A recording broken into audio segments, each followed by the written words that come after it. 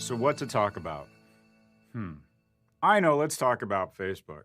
By now, most of you have heard about the data breach, which, by the way, Facebook said wasn't a breach. There are only three things to remember in a crisis. One, acknowledge the issue. So far, Facebook refuses to acknowledge the issue. Two, the top guy or gal has to take responsibility. It appears that both Sheryl Sandberg and Mark Zuckerberg have retreated to the caves of Kandahar, as Sheryl Sandberg is writing a book entitled Lean Out, Leadership and How to Avoid It When It Matters Most. And finally, three, overcorrect. The role model here is Tylenol that cleared the shelves of every bottle of Tylenol, regardless of the cost of shareholder value. Thus far, Facebook has refused to do anything that might endanger earnings or shareholder value. And where is the board here? Donald Graham is on the board. You know, the Washington Post, where democracy dies in the dark. Well, Mr. Graham, democracy is dying in the full light of day here. Where the hell is the board of directors? This is the perfect storm of bad things for our Commonwealth. The company clearly has no intention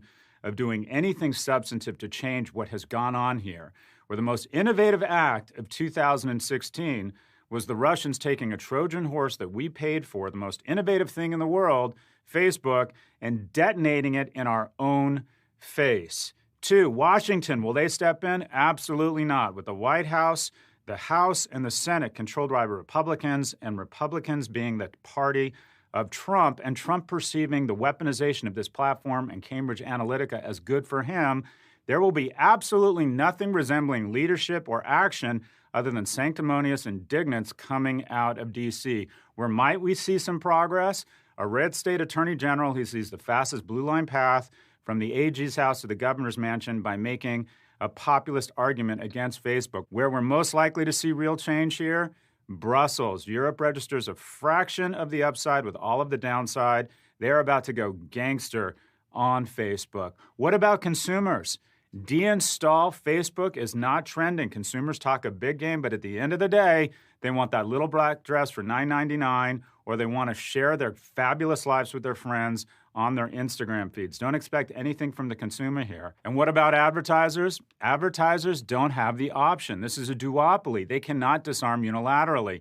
P&G, Unilever, Ford would love to come out against Facebook and stop advertising, as they're good people with a lot of veterans serving in their company. However, they're not going to disarm unilaterally. If they were to announce in their earnings that their e-commerce sales had slowed because they refused to advertise on Facebook, they would be commended for taking a stand, and their stock price would decline dramatically. This is the danger of power corrupting companies. When we allow two companies to control 2/3 of all digital marketing, that is the duopoly of Facebook and Google, we end up in a situation where monopoly abuse is rampant. These companies, and the only solution is they need to be broken up. What would happen if Facebook was Facebook, Instagram, WhatsApp, and Messenger? One of the companies would decide, as an independent company serving its own shareholders, that a pretty decent value proposition to advertisers would be to say, we've put in place the security measures and safeguards such that we can't be weaponized by a foreign government. In other words,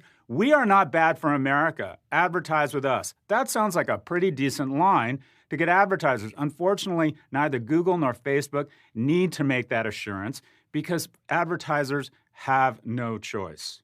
So it's easy to complain. What should Facebook do? Facebook should enter into a contract with America. One, they will stop all political advertising immediately until they figure out how to safeguard political ads. Two, they should immediately shut down Kids Messenger until they have more research, peer-reviewed academic research, on the impact on the developing brain of social media.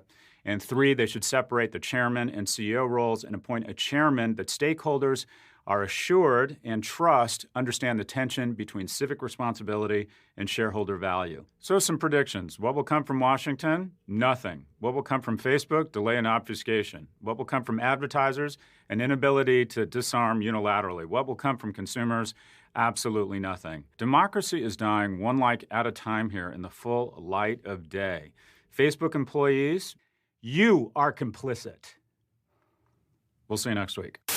So it's 24 hours later, and Mr. Zuckerberg addressed the issue. And from a shareholder and communication standpoint, I thought he was really strong. He managed to say, I'm sorry several times, which is important, take responsibility for the issue, and then outlined a series of steps which created the appearance that they're actually doing something. However, any real forensic analysis of what they're actually doing is going to show that they are doing absolutely nothing. Mr. Zuckerberg has effectively shown up to a fire of his own making with a squirt gun. Hey, it's not our fault the nanny was smoking pot while we weren't home.